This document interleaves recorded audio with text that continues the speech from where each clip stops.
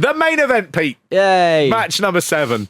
WCW champion Hulk Hogan versus Vader in a steel cage match. Vader's been on a big roadkill tour. His roadkill His tour. roadkill tour, where he's just been absolutely squashing people. They say the word roadkill tour a lot. Like it's a thing. Like it makes sense. They then do show a little clip of it. And Vader's roadkill tour seems to consist of him beating up jobbers that you've never seen before. Yes. And they're like, oh, he's undefeated. And it's like, no one's lost to a jobber. The only person who lost to a jobber was Razor Ramon and maybe Chris Candido to Barry Horowitz and 1-2-3 Kid. And both of those were pushes. Vader is just beating people that no one's lost to. It's not a good build. You have Vader beat genuine people. Yeah. But no, of course, they just do this. The important thing is, he's going to be fed to Hogan, and that's all that matters. Vader is one of the greatest super heavyweight wrestlers of all time. And at this point, he's coming off a 3-4 year run where he is one of the greatest wrestlers in the world. Yeah. For the last couple of years, he's been the end of level bad guy for WCW, and he has been a spectacular success. His main events have been more brutal and more exciting than anything they've put on for years. And so what do they do here? They just go, your job now is to repeatedly lose to Hulk Hogan, a man who is not, the new thing, but it's important that your stellar last few years are just wiped out because we're now backing him. Yeah. And I mean, it's just so sad. Even this little vignette they give him of beating up nobodies, they cut it off so that Mean Gene can sort of go, oh, yeah, he's very big guy. Anyway, here he is. In he comes. He throws something in when he comes in. I couldn't tell what it was. It goes too quickly. Right. But it looks like a white A4 file folder. It's not. Oh, and they go, oh, shit, fucking hell. He managed to lift it up and throw it, that A4 file folder. In he comes, and he estimates the crowd on the beach is around about 50,000, he says. Right. Sadly, he was wrestling in front of, in like the Tokyo Dome, in numbers in excess of that. And he is now on a beach where 9,500 non-paying people have come to see him lose to a slender Hulk Hogan. Tony Schiavone then does mention there's an advert for that Collision in Korea show. Yeah. I think they accidentally mentioned a couple of times it's already been recorded, which is the kiss of death for any pay-per-view. Yeah. It did make me think, though, when I was watching that, I thought, we are probably the only wrestling podcast hosts who have actually been to North Korea. Have we been to North Korea? We have. We went to the demilitarized zone. Does that count as North Korea? We went round the little room. We went around the little room? Yeah, we went to the little room where they have the table. No, we didn't. Didn't we? No, I thought we did. Have you had some mad memory? Did we go into the room? We went in that mine. Do you remember? I do remember the mine. It was the DMZ. Yeah. So I presume that is counted as both North and South Korea. Yeah. So you're right. We have technically been got you. There was this one night where I got absolutely pissed and ended up playing the drums and you'd gone home. Yes. Maybe you did that night. Maybe you went to North Korea. I mean, it wouldn't surprise me after that night if you'd been taken to North Korea that it was a big scam. I'm amazed you weren't a hostage. But my God, I really thought we'd been around that room. Now I'm doubting myself. It's good though, isn't it? I mean, how many other podcast hosts have been near North Korea? Near North Korea. Yeah, I'll tell you, Pete, zero. We only went there because obviously Collision in Korea took place there. Exactly. Part of our wrestling pilgrimage. In a worldwide wrestling extravaganza for the first time ever on pay-per-view. It's a spectacular one-time global event. Collision in Korea. Friday, August 4th, only on pay-per-view. Call your cable operator to order now. So in comes Hulk Hogan for an interview with Dennis Rodman. Rod the Bod! Oh, Mark, I love this promo because Hogan... First, Hogan does like a spit, like a fake spit. Yeah, he goes, this is you, Vader. He goes, Hulk. Yeah, like and then Dennis Rodman decides to grab Hulk and wipe the spit off his mouth. And Hogan... that moment. Because I couldn't tell whether it was a spit. He does it a bit afterwards. That point where he reaches over and he just claps his hand over Hogan's mouth. And Hogan... There's a pause. Hogan just looks at him and he goes, take it easy, big man. He does take it easy, like big man. We heard Vader's big mouth, how he's lived around the area, how he lived in the inner city, brother. That's a bunch of...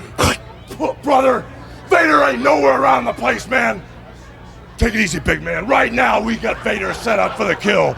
And there's a moment there where you just go, he's going to kick off. Oh, that's that minute of just going, I'm doing my, don't fucking come to my There's two bits in that promo where take it easy, big man, where he clearly, Hulk Hogan wants to, for a second, punch out one of the greatest basketball players. Hogan is just going, the thing is, Rodman's unpredictable. And so Hogan is just going, are you working yourself into a shoot, brother? Are you shooting an angle? And he's got that moment where he's just like, think very carefully. Yes. Think very carefully. Don't be doing your thing where you suddenly go, I want to take you on. Because this cannot be stopped. This is going out live. I love it. And then, take it easy, big man. And then later on, when Dennis Rodman gets the mic and just screams into it. I don't know what he's saying. He's just, bah, bah, bah, bah, bah. Tell him what's gonna go down, brother. Vader! Anyone gets near that cage, the head is bass, big man, bass! You know what I'm saying, brother? There's some great bits in this bit. I mean, Hogan, there's a bit where he's talking about Vader, and he says, I'm going to pick up your wart-infested body. It's sort of repulsive. Don't say stuff that makes me go, oh, I don't like this. We got the steel cage plowed in the sand, brother. I've got the killer whites out in the Pacific Ocean waiting, brother, when I press his filthy, stinky, wart-infested body over my head, brother. You go, I'm gonna call up the killer whites, he says, and he means either killer whales or great white sharks. Yeah. But hearing Hogan shout killer whites, like maybe. And he then says Dennis Rodman does whatever he wants to do. Rod the bod does whatever he wants to do, apart from touch your mouth. You don't like it when he touches your mouth. Vader ain't nowhere around the place, man. Take it easy, big man, right now. At this point, they've really hit on the fact that the helicopter, which they've hired and not really used up till now, makes the crowd look incredible. It looks really big. It looks like Glastonbury. And it's they keep on going for those shots. It's brilliant. And out comes Vader, wearing his full big costume headpiece, that one that breathes sort of smoke and stuff. And it just looks absurd. It does look absurd. The matte finish on it doesn't look good at the beach. And seeing him in his full get-up, it's like seeing him in, like, if you saw him in a supermarket wearing it. It's just not the right place for it. It just looks ridiculous in a way that it doesn't, in an arena. Yeah. Out again come the Baywatch beauties. We've seen them, I think, 3 times now. So this then feels a little bit like, oh, here we go again. Doesn't feel special, like it should. But I like the fact that Tony Schiavone, as they all come out, the men and the women from Baywatch, he goes, here come the Baywatch beauties. And I was like, yes, the men were there. Right on, Tony. Good. Yes. There's a chain link fence, as you pointed out. I mean, it makes it impossible really to see anything. It's why the WWE had that big blue one. Yeah. And with this California sun and the chain link, I mean, it's not the best film match of all time. Hogan would have loved working with Vader because Vader was a big guy with a huge killer reputation, and he is allowed to just beat him at will and put silly bits in like he's not really bothered. So there's a bit where he puts on, Vader's headpiece and he headbutts him with it a couple of times. He hadn't checked it out before they did that spot. So the headpiece is so big and it covers so much of your shoulders that you can't really move it. You'd have to go like a big woodpecker. Yeah. And so he tries to do it and it's just tight. It looks nonsense. It looks like they're sort of bumping into each other really gently. The good thing about this as well as a more of a Vader fan is that that Vader is occasionally going to give Hogan a genuine shot. He's going to hit him, give him a stiff shot every now and then just to remind him that Vader is doing him a favour by not knocking his head off. So you could really enjoy these matches on a lot of levels. I think by this point, Vader is basically out of the door. He's had such a strong Japanese career. He is now just being fed to Hogan and losing every single main event. He can see that there's some sort of writing on the wall. Obviously, they're not going to go with him as the big heel champ. They're certainly not going to do that now he's lost to Hogan all this time. Yeah. And I think he's got a vague eye on going, is this damaging my credibility? Yeah. Is this damaging me for going back to Japan? And is it going to affect my chances of going to the WWF? There's a move that Vader does at this point, which is, I properly laughed out loud. He goes up the turnbuckles and I think he's doing a sort of like a back sentence. So he's trying to sort of like go out, but he changes his mind knowing that Hogan's going to move, and instead he just throws himself. He slids. It's like a cow falling downstairs. He's going bang like that, and he really goes He did damage his shoulder quite badly, and he had to have surgery for that the following year. But it's just a move where you just go, he's really big, and he just didn't know what he was doing. It's a magic little bit. This match was great fun. I really enjoyed. We haven't watched a Hulk Hogan match for a long time. No, and it's fun. Yeah, I really, really enjoyed this. I just enjoyed Hogan doing his shtick, and it's been long enough that we haven't seen it that I found it much more enjoyable than I thought I would. it's sad seeing Vader be so unmotivated and given so little to do. Out to the ring run Zodiac and Kevin Sullivan again. The disgusting worms. Sullivan as well with his little balding head and his horrible plaited ponytail and waddling because he's about 5'10", and Beefcake, pulling a face and with his arse out. It's just horrible. I hated it.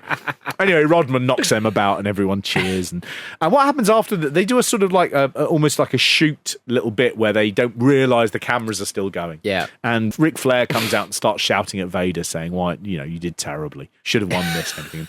Hey, good broadcast, man. What the hell happened?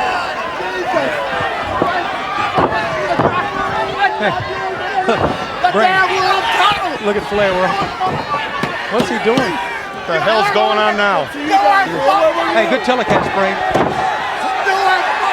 Are we getting this on tape? We are? Vader then starts choking Flair and Anderson and this, that, the other. Vader ends by just saying, I'm going to take you guys both on. That match did happen. It happened at Clash of the Champions 31, and Vader did beat Flair and Anderson in a 2-on-1 handicap match. After that, Hogan then becomes interested in Vader, and he says, you could be a hulkamania, just like Dave Sullivan and the Renegade. And they wanted there to be a War Games match where it would be Hogan, Savage, Sting, and Vader. Presumably, I think it was against the Four Horsemen. He agreed, but he would be fired from WCW after a backstage locker room fight with Paul Orndorff. Right. The two of them got into it. Apparently, Vader basically rushed Paul Orndorff, who was wearing flip-flops at the time. But Orndorff managed to get the better of Vader and absolutely battered him. And there was a sense that Vader was not hugely popular. He had heat in the locker room. And that by losing the fight, he lost a lot of respect. And basically, I think he got fired in the wake of that. The nice thing that Orndorff said is he said, basically, battering Vader got another 3 years on my contract. He said, because everyone suddenly realised I was quite tough. Vader does end up going to the WWF in January, so that's about 6 months after this match. Yeah. He debuts in the Royal Rumble. Vince McMahon didn't want to call him Vader. They actually billed him as the man they call Vader, which is unnecessary. Yeah. You are the man they call Pete Donaldson. Yeah. Vince McMahon wanted to call him the Mastodon, which Mastodon. it's the mast bit is you can't do it. It's like the boss of wanking. I know it's Wank a historical boss. fish. The man they call Jizz Boss. The very last bit, I've never seen a venue clear quicker than a beach. Everything's an exit, and they cut back to the thing, and it's just like there's no one there. It's empty. The Mastodon goes back to the sea. What do you do? Why is there foam all around those waves? Oh, Mastodon.